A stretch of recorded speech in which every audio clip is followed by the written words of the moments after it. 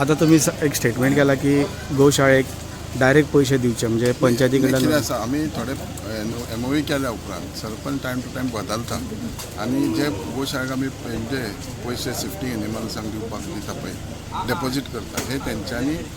पयशे तांकां आमी सर्टिफाय केले की तांकां ट्रान्सफर करता हे खंय तरी कमी जाता सगळे चडशे गोशाळेचे जे कंप्लेंट आसा सो आमी गव्हर्मेंटान विचार केला डॉक्टर CM आमचे प्रमोद सावंत CMन की हे आमी डायरेक्ट आतां आमच्या थ्रू तांकां दिवप म्हणजे ह्या बाबतीत डायरेक्ट पैसे जे आहात ते गोशाळेक डायरेक्ट मेळटले. डायरेक्ट मेळटा शिफ्टिंग जालें की आमी डायरेक्ट दिताले ओके. एविडन्स आसा. त्याच बरोबर गोरवां जी रस्त्यार जी भोंवता आतां फाटल्या फावटी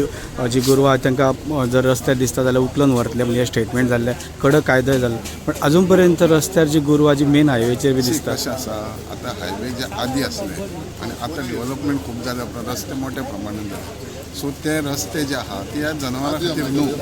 आनी ऑब्वियसली जेन्ना ते डेव्हलपमेंट जाता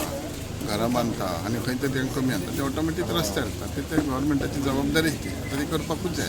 कारण डेव्हलप जायत आहा गांवांच्या गांवान रोगोस्ती वाडटा